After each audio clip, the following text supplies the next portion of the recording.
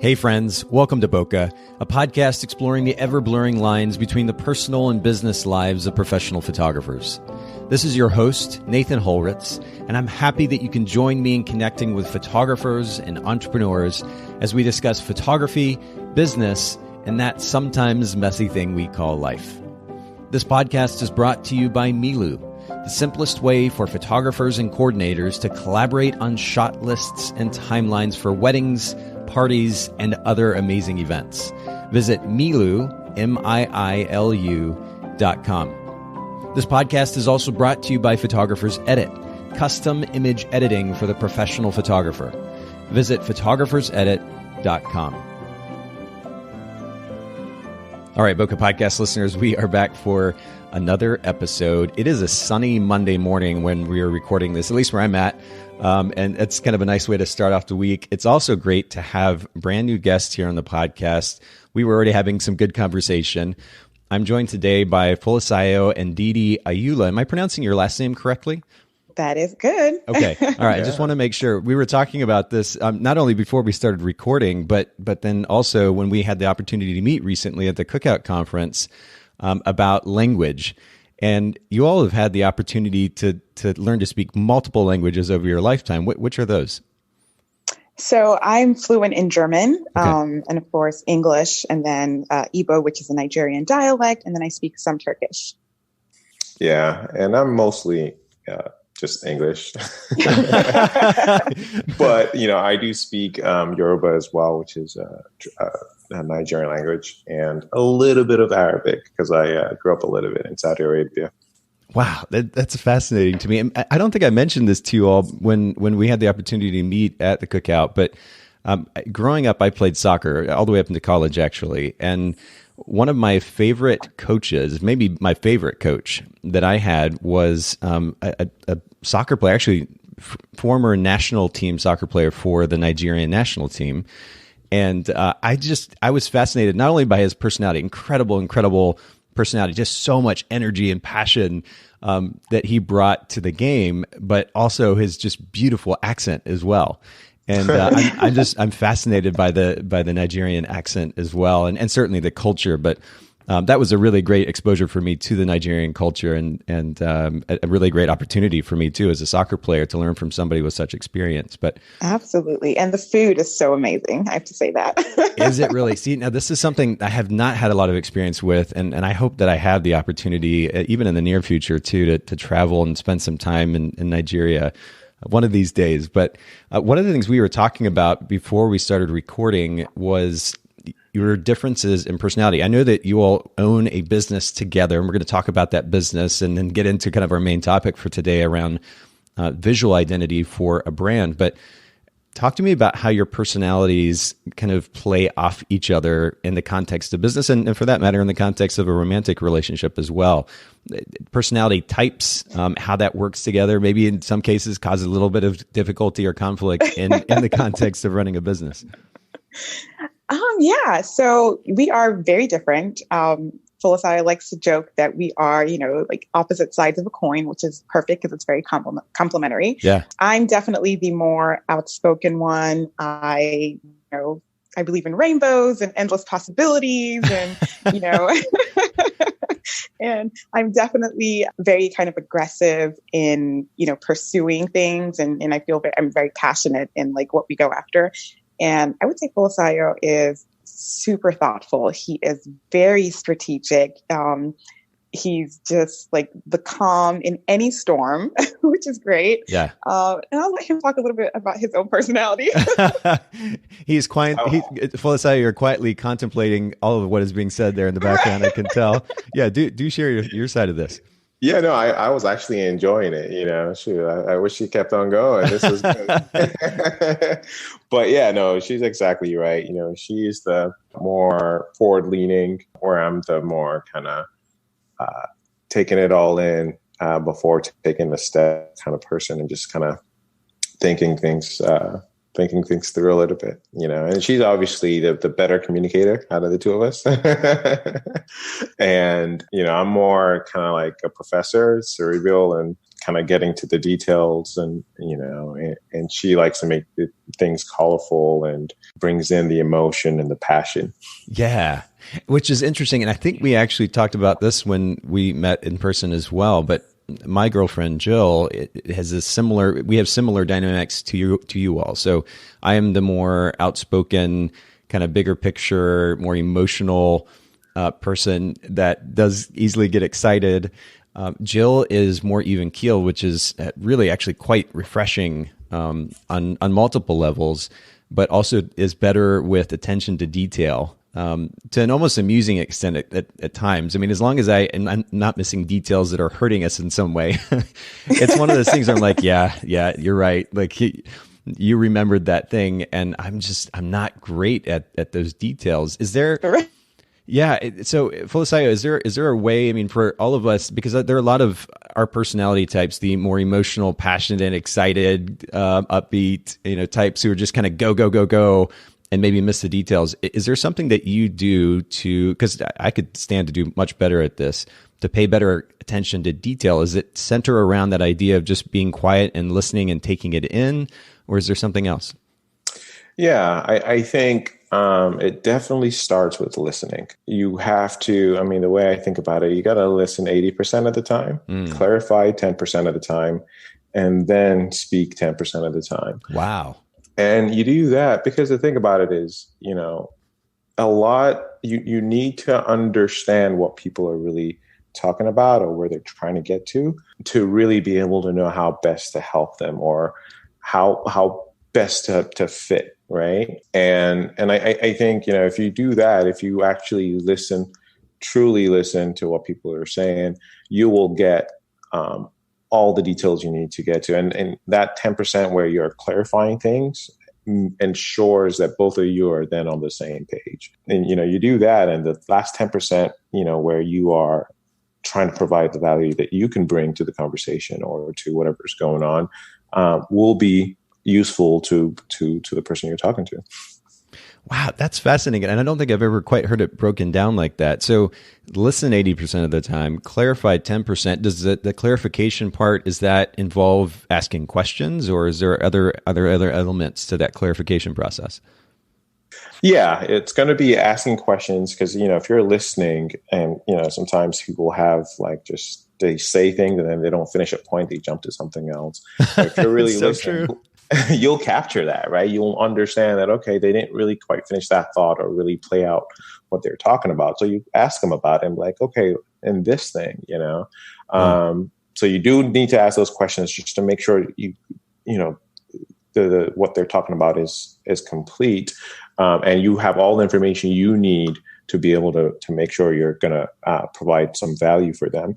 But then it's also just kind of recapping what they said in a structured sense, right? Okay, so here are the main things that, are important in what you said. Let me make sure I understood what you said, because we all, perception is reality. We all somebody say something, you might hear it a different way just based on your background, your experiences, and just what you know, right? So making sure you repeat it back in your own words will allow them to be able to say, yes, you totally got what I was saying, or no, you didn't quite understand what I was saying.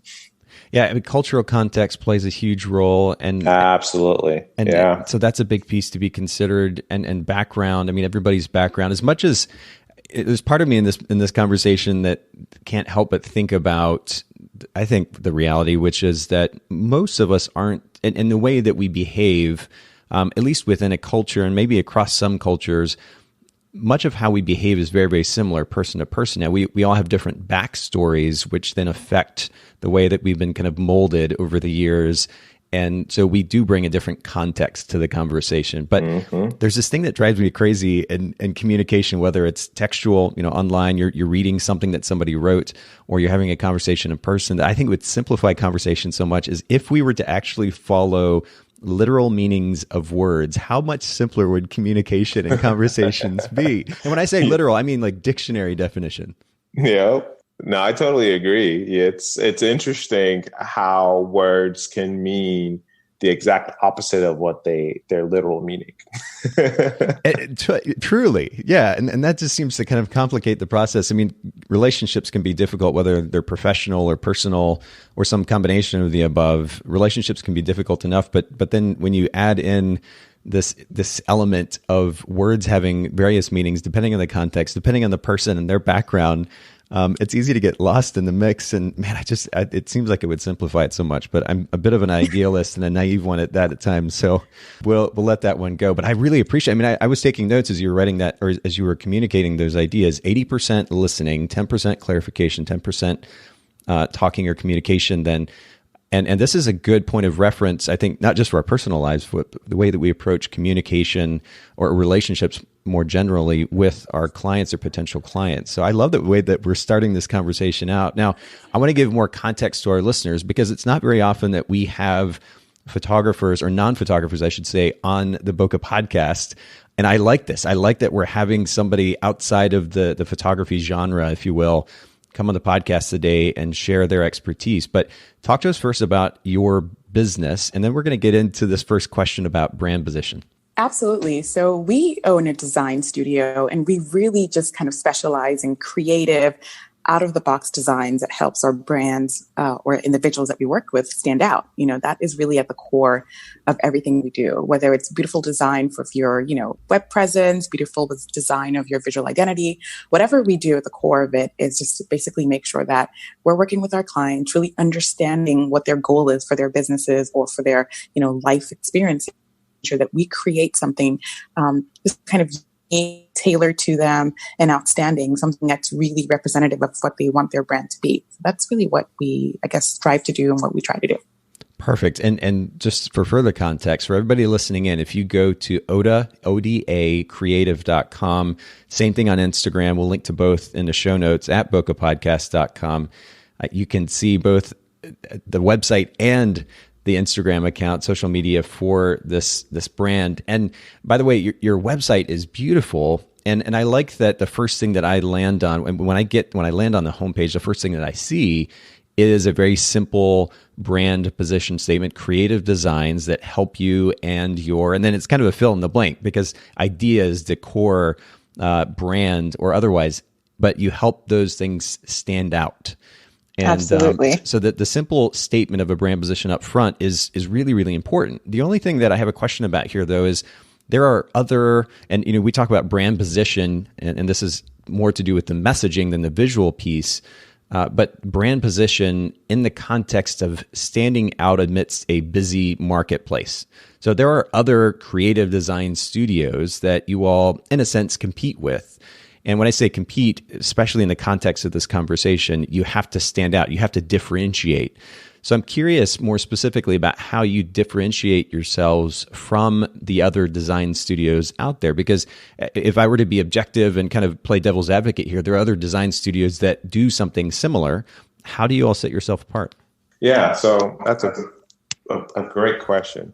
So really, the way we see ourselves is that we live where art intersects with science. So you have, designers out there that they're great at design, but they don't really have that science part, right? That technology, the understanding of code, the understanding of psychology, the things that are more science-based and less art, right? And then on the flip side, you've got some great developers out there or technicians out there that might be good at the science of marketing or something of that nature, but they don't really bring in a lot of art. They're very to the point. They're all about functionality, right? We merge those two things together. We bring in art. We even do illustrations. So we've got a really extensive background in art. Yeah. But then we merge that with the science of design, the science of marketing, and the psychology, the sociology, all these things, we've merged them together, and that allows us to create something very unique. And I noticed the illustration piece. That's something that you don't necessarily see in brand design or brand identity. The visual design element of brand identity is illustration, and it's a really interesting illustration style. Who is the illustrator? Are both of you, and what's the background story there? Unless you are looking for stick figures, I would suggest that you go to Folasayo. Fair enough. All right. So Folasayo, tell me a little bit more about the style too, because it is somewhat unique. I don't, this particular style, and I'm actually scrolling to your Instagram right now. I think there's actually an example of this. For example, on October 10th, there was a post of, it looks like a program. Is that a wedding program, or is that, what am I looking at here? I think that's an invitation. An invitation. I don't have it in front of me. Okay. So we do a lot of different kinds of illustrations, and it actually is useful in many different scenarios.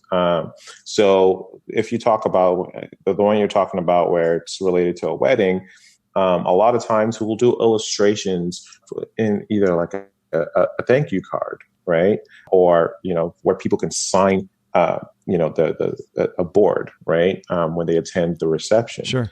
For a brand, there are companies that like more playful avatars, right? Where you can actually draw the owners and use that on their about page. You have iconography, right? So when you go to a page, sometimes you have different kinds of icons and illustrations built into the design to give it a specific type of feel that you're going for. And just generally speaking, there's a lot of times where the logos that we develop are illustrations themselves, right? Obviously not drawn with ink or on paper. It's still a vector logo. In fact, we're actually in the middle of working with a client right now where she's going to be having an illustrated logo that just looks amazing. It's very detailed, but it really speaks to the core of what her brand is. And that's kind of part of what I'm talking about, is that, we're able to bring, the science, the functional aspect of a logo and merge that with a really creative illustrative style that really just stands out and makes the logo different from most of what you see out there. And let me just add to that point. I think the one that Nathan is even referring to on the 10th, that was for a brand, so we were working with two of the best fashion designers in the Dallas, Texas area. The woman makes these amazing couture handmade gowns. Yeah. And the man, Daniel, he is one of the best in terms of, men's suits and tuxedos. And so these two high powered brands were coming together for the first time to, have a joint collection for the 2020 season. So naturally, because they're such high powered, figures in the fashion industry, we wanted to make sure that we brought in everything that represents couture, avant-garde fashion, plus the illustration. So we actually hand drew each of the business owners in their own designs, right? And then we merged that into this custom invitation that we sent out for their VIP guests to attend this fashion show. So even though it was, a business related project, we made sure that it was, still helping them stand out as, separate entities, but still very fun, playful, speaks to the nature of their industry. And so the illustrations can take so many forms, just really depending on, the scope of the client's projects and what we're trying to help them achieve. So whether you are using it in stationery or on your website or as part of your, actual visual identity, they each, we're able to kind of capture the essence of what the client needs to make sure that you're standing out in your specific need.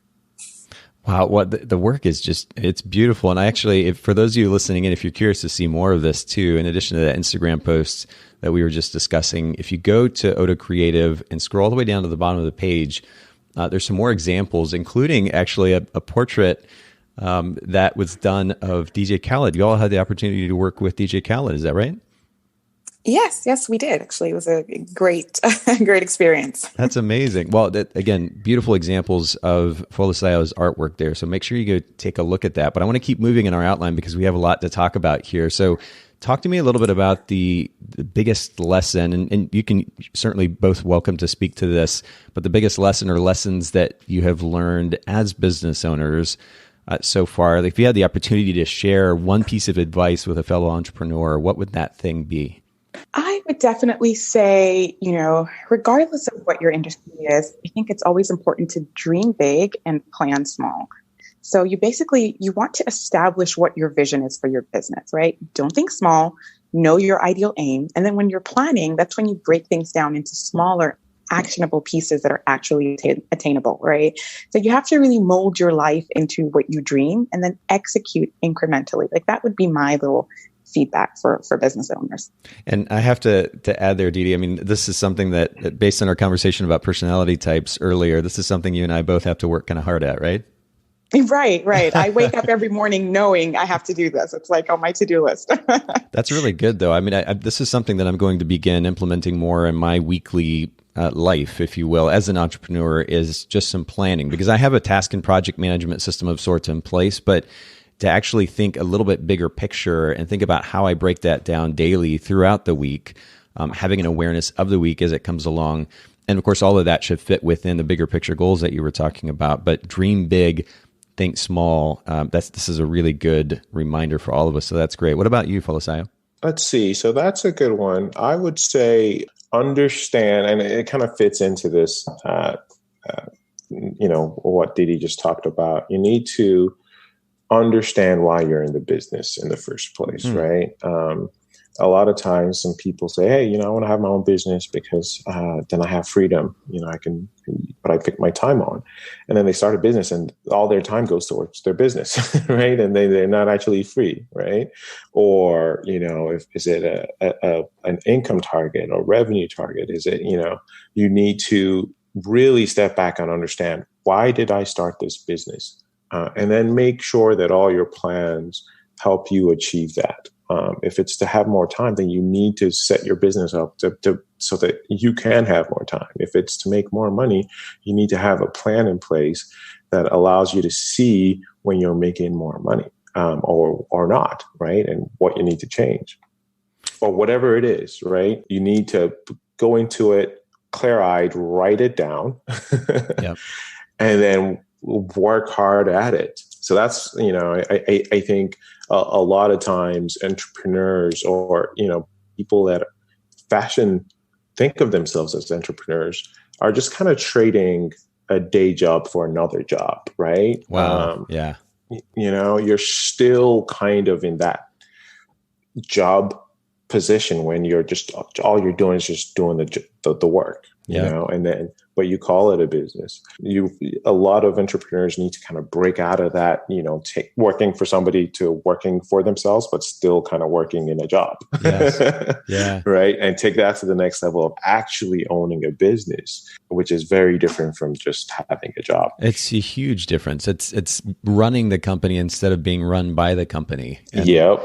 That just is, it's so good to be reminded of that consistently, even for myself, who, I built a brand, Photographers Edit, that's all about giving photographers time back. Here at the podcast, we constantly talk about the significance of efficiency and being clear about your big picture view. But I still have to take a step back. And I was even doing it today, take a step back and think about how I'm going about my day and my week so that I'm not letting the business take over, because then it creates the sense of stress and kind of a haphazard existence as a business owner that just doesn't bring the peace and the freedom that we can have as business owners if we think about it the right way. But starting with a clear picture of what it is that we're actually trying to achieve, it enables us to be able to filter out the stuff that's not relevant, and as a result, have that freedom, that flexibility that we can as business owners. So that's a good reminder. And this is actually a great segue to my next question about time, especially for you all as romantic partners.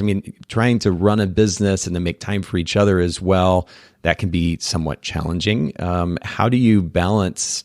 And I know balance is almost a cliche word, and it's very subjective in the end, ultimately. But how do you manage to run an established business, but then also create time for yourselves, for each other?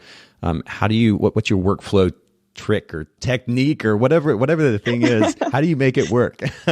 So I'm going to have to actually answer that in two segments. So Okay. I'll focus on the things that we do for business first, and then I'll talk about the things that we do to make our marriage work, right? Sure. So definitely time blocking. I cannot stress this enough.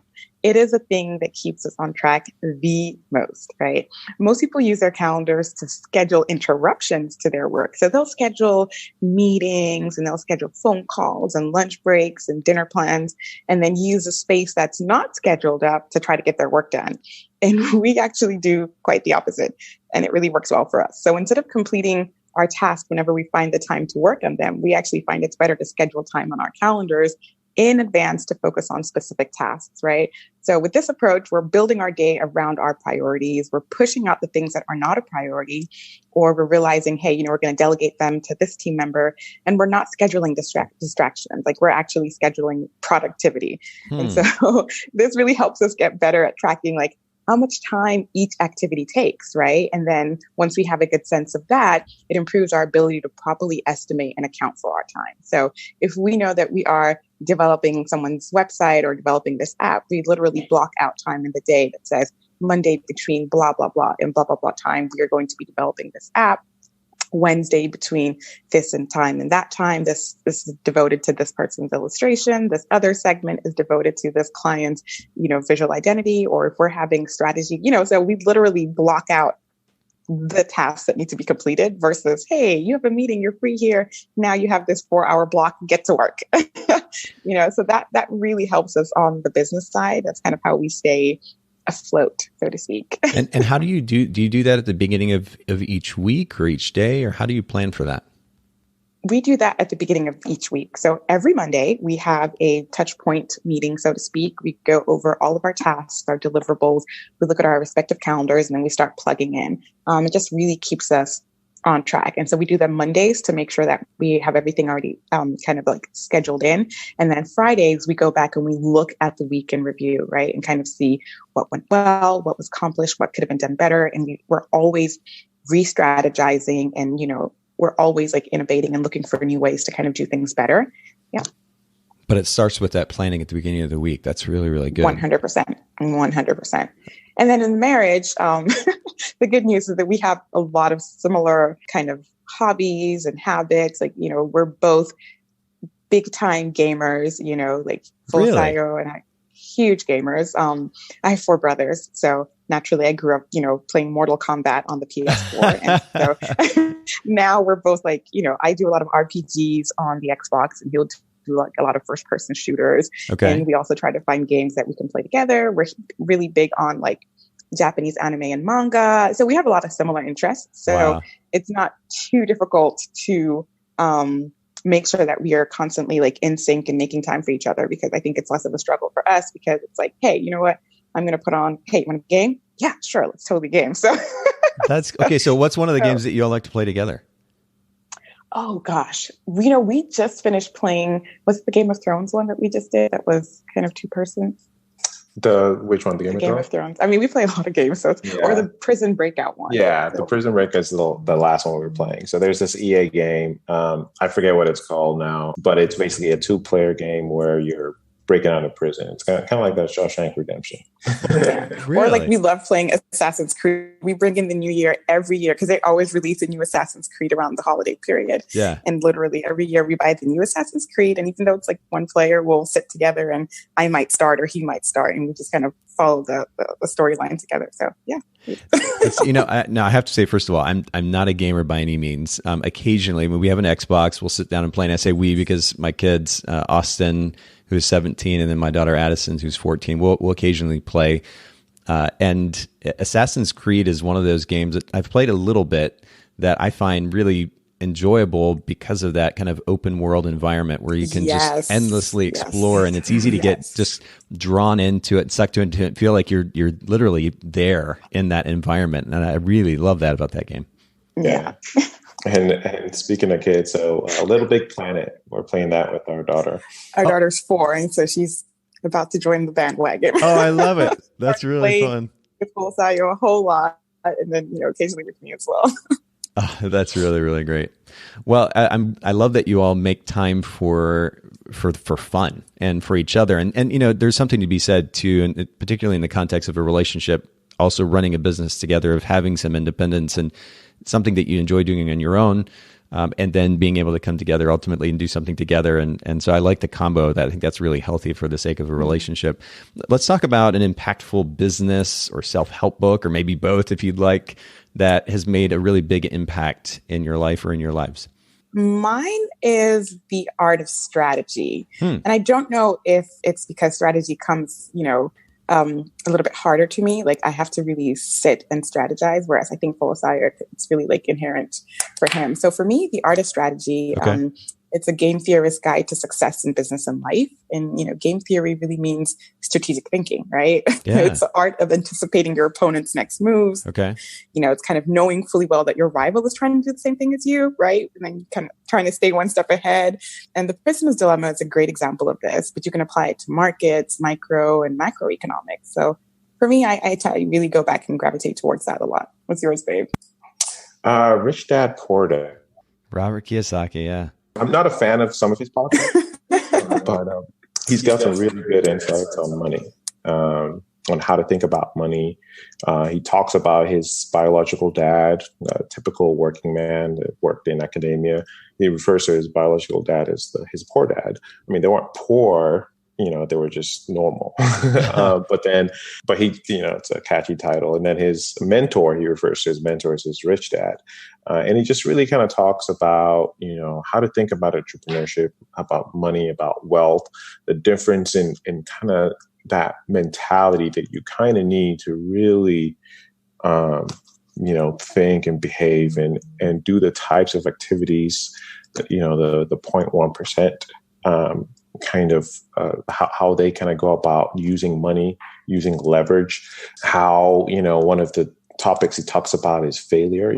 A lot of times, the average person is taught, failure is bad, right? Like you fail and you're a failure. Whereas really, once you step outside of that kind of thinking that failure is unacceptable, you realize failure is acceptable. Some of the best businessmen, the most successful people have many, many failures. Henry Ford, Steve Jobs, the list goes on. They fail multiple times. But the difference is that they don't let that get them down. They don't see that as a fatal thing. It's part of growth. You have to be willing to fall to fly, right? And he's got a whole bunch of little nuggets like that he kind of talks about, that when you just think about it, you're just like, thinking about money the wrong way. I'm thinking about how I'm approaching some of these things the wrong way, to have that mentality that really will help you step above what the average person kind of does in their kind of daily, the way they kind of tackle daily life, versus what the top tier of earners, what they do to make money, to pay less taxes, to really be successful, and do it multiple times. You see, Elon Musk and all these entrepreneurs, a lot of times you see them, they make a company, maybe sell it, or maybe just become kind of on the board of it or whatever. And then they start another company,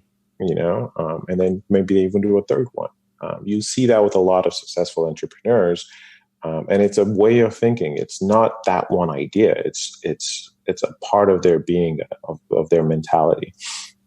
Yeah. It all starts with the way that we frame things, the narrative that we tell ourselves, right? And that can literally set us up for success or not. And you're right, that book really does focus on the mentality with which you approach financial management and ultimately financial success. And it's a classic for sure. I read it years ago and definitely a good one. We'll link to that in the show notes. And then The Art of Strategy, I just added that to my I have this ongoing wish list on Amazon of things that I'm interested in purchasing later. So I just added that in because that looks really, really good. And I need all the help that I can get in thinking more about a detailed approach to planning, particularly for the sake of business. So this is good. But we'll link to both of those in the show notes. Again, bokehpodcast.com for all of our listeners. If you don't leverage the show notes yet, please do, because it's a wealth of resources, links, and talking points from each episode. Make sure you take advantage of that. All right, so I want to transition to our kind of primary focus for today in conversation, which again has to do with brand design, more specifically the visual elements of brand design, or visual identity, as we said earlier. And I know that, and I'll be the first to raise my hand here. And in fact, I'm going to have to post a picture of the first business card that I ever designed for my photography business. This would have been back probably in 2001, maybe 2002, somewhere in that realm. It is the most cringy. In fact, I'm going to have to send this to you all via email so you can see it too. It's so bad. But I think we're all, or many of us probably in the photography industry, are kind of guilty of trying to design our own brand's visual identity. And I realize that there are occasional exceptions, but at the end of the day, much of this artwork doesn't do a great job of representing our brands very well. So to that point, I wonder, with you all's expertise and experience, if you wouldn't mind just sharing some areas where most kind of amateur designed artwork falls short and doesn't represent a brand well, and maybe why too, because it's easy to say, hey, that's wrong, or you shouldn't do that. But I also want our listeners to understand why that can be problematic for the sake of representation of a brand. Right. So for me, the things that I always try to, when we do our strategy sessions with other business owners, one of the things we always tell them when we're evaluating their brand is your color. I know we've thrown around the word psychology a few times during this call, but there really is a psychological aspect to branding that a lot of people don't really factor in, right? So let me just throw out the word color, for example. Okay. Sometimes people pick things that are their favorite color because they like it, they're drawn to it, but you really have to think about who your audience is, right? Example, if you're in a high energy or you're in a flashy kind of niche, but your favorite color is brown in real life, so you go with that. See, you laugh. So you get it already. You're doing it wrong, right? So it's really important to kind of sit back, and when you're working with either a company like ours or brand strategists or whatever, if you decide to do it yourself, it's really important to really consider who your ideal client is and who your target audience is. What vibe, what energy are you putting out based on the colors that are representative in your brand? So that's just like one quick touch point would be color. Okay. For me, the next thing would be, I would say, typography. Okay. That's one that I feel like it's crucial. You have to pick the right type of fonts and weights of fonts to convey the subconscious feel of your brand. Like everything in branding happens, not everything, but most of the work happens on a subconscious level, right? You want to be able to influence people without them even knowing that they're being influenced. You want them to see your brand and immediately have an affinity to it without being able to describe why. So there's a reason why, let's say, companies that cater to children have playful fonts, right? And serious industries use more plain fonts. Can you imagine if a serious brand, I don't even know, pick an industry, any industry, and they had like really like playful typeface type of fonts that would really cater to children more, like Dr. Seuss type of fonts? Like that absolutely would not work. Right. So it's why very personal brands often use script fonts, like a lot of photographers and so on, right?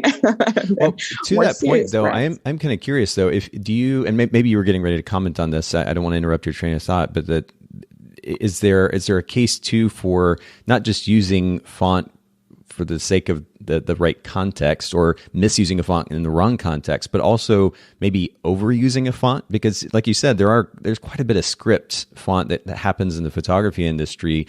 Can that overuse ultimately kind of cloud the potential client's perspective about which photographer to pick? Absolutely. So a few years ago, there was this one font that was, I hate to use the word overused because it's a beautiful font, but it's called Burgess Script. Okay. Oh my gosh. I saw that font everywhere.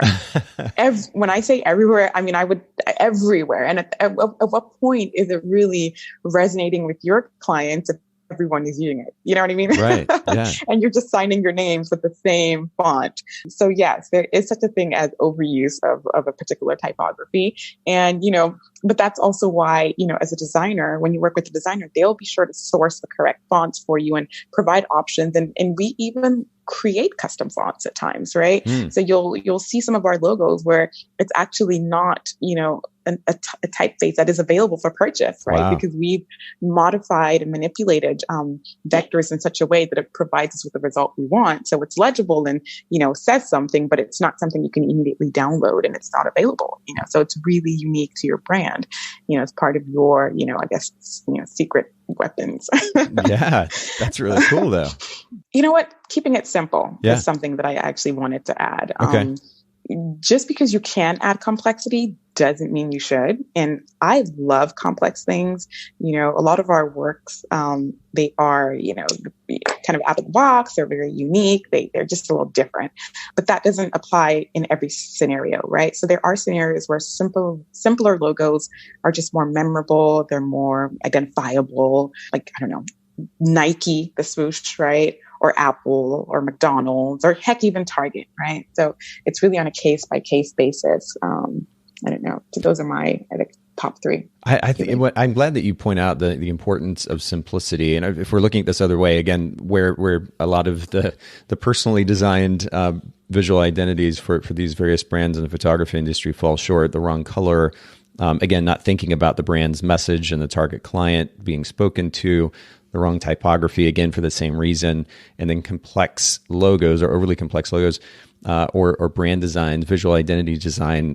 This is something that, and I think this is maybe in some ways even more applicable to the messaging of the brand, but photographers get carried away, and certainly I've been guilty of it as well, with too much text and overly busy sites that get in the way of communicating the significance of the value proposition that brand actually brings to bear. And so less, I mean, as cliche as it may sound, less is more. Absolutely. When it comes to effectively communicating that brand position or the value proposition. So that's a really great reminder. Any other ideas to add here? Folasayo, I'd love to hear your thoughts on this. Yeah, those are really good ones. So not necessarily directly tied to the design of the visual identity, but the name of the business is something that should be thought out too. A lot of photographers use their name as their business name, which is not a bad thing. You could do that, but you should do it purposefully and have thought through it. We work with some photographers that they've grown, and now they're actually trying to use other hires to do a lot of their work, right? So that becomes a little bit more difficult when your brand name, your business name is your name, right? People are hiring you. Right. So you send them another photographer. It's not as seamless because, your name's on the thing. They're like, okay, well, am I not important enough to get the main guy? As opposed to if that's where you want to grow to, not everybody wants to do that, right? Which is perfectly fine. But if that's where you want to grow to, think about it. Think about how your business name might impact how you're actually able to utilize other people and delegate some of that work to other photographers. And, so that's that dynamic too that I think photographers should actually really think about. Think about your masterpiece for your business is. What's the end goal, right? And then make sure your naming helps you achieve that and isn't another obstacle for you to overcome. Another one might be the use of raster images. Photographers deal with bitmap images, with rasterized images all the time. You're doing photography. It has to be. But when it comes to your visual identity, you definitely want to stay away from using raster images. They're made out of pixels. So if you scale them, they become blurry or pixelated, which is you got to have quality when you're presenting your visual identity. So you got to stay with vector-based images that can scale as small as you need it to or as big as you want it to. That's interesting. Okay, I'm going to come back to that in just a second because I'd love some more context to that. But when you talk about the wrong name of the business, I love that this harkens back to your point earlier about thinking big picture and letting that big picture set of goals drive what you do in business. And this even applies to this idea of choosing a name for the business. And it reminds me of the book, The E-Myth, or The E-Myth Revisited, that talks about building a scalable brand. And part of that process, especially long-term, if you're going to bring other people in and potentially even consider selling that brand to somebody else, if it all revolves around you, not only the workflow, but ultimately the brand itself, you're going to be in a bit of a difficult place and having to go through a transition, which can, of course, ultimately affect the brand quite significantly. So absolutely, that's great to think about, or it's so important to think about big picture. And I'm glad that you remind us of that. Using rasterized images or raster images. So this is an interesting one and totally unexpected, honestly. But I want to dig into this a little bit. What format would you suggest photographers should be working in? But then how does that apply to taking those images to the website and still being able to put images on a website that don't take too long to load? Yeah. So The good thing about vector images, now, when you save it, you can save it as a PNG or even a JPEG, but usually logos are best as PNGs. You'll find that the file size, when you've kind of done the other things that we talked about, where you're keeping it simple, where you're not using too many colors, right? Usually you're going to use 1 to 3 colors in a logo. And you'll find that the PNG format works really well with that because it's based off of colors, right? So when we're talking about not using the raster images, that's when you're making the logo, right? You can export it to a bitmap image for the web. Okay. Because at that point, your source file, the actual logo itself that you created can be scaled and used accordingly. So if you needed to print it out, you save it as a PDF or EPS or AI file. You can those formats are vectors, right? So the printer can scale it however they want to. When you're going to use it on your website, then you export it to a PNG, and then you can control how big you make that export depending on how you're going to use it. If it's just going to be, maybe you have a version of your logo that's in your footer that's really small, you can export a small file size. And, again, if you make it a PNG, you can have the transparent background that allows you to play with the location and kind of really have freedom to use it how you want to use it. But you can export it small, you can export it big if it's going to be this huge masthead at the top of your website or whatever, right? But the key is to make sure that in your source file, you're not maybe you take an image of a flower that you really like, and then you're like, oh, I really like this image I just took, and then you make that your logo without actually redrawing it as a vector. That's a bad practice. But this is also a good reminder, too, that we have wonderful professionals and experts such as yourselves to handle this for us. Because, I was already starting to get, not overwhelmed, but I guess these terms are somewhat familiar to me. But the idea of coming up with that source file, designing the source file for the sake of use and multiple scenarios, I'd rather just defer that work to a professional. And so this is, of course, one of the reasons why I'm so glad that we have you all on today, because I want our listeners to have a resource, certainly on multiple levels for this type of work. Ultimately, what we should be doing as business owners, and again, those that are running our businesses and not being run by our business, is to delegate as much of the work as we possibly can to other professionals who specialize in that particular line of work. Absolutely. And in this case, of course, Ndidi and Folasayo, we have you all as the experts. And so to that point, actually, I want to get back, because we're pointing out shortcomings and the work of those who decide to take on this work themselves and not delegate. But let's kind of end the conversation on a slightly more proactive, a little more positive note. And I'd love if you would just kind of go back maybe and comment on some of these elements, some of the things that photographers can at least begin considering, even if they're getting ready to go talk to a professional designer, visual identity designer, brand designer, such as yourselves.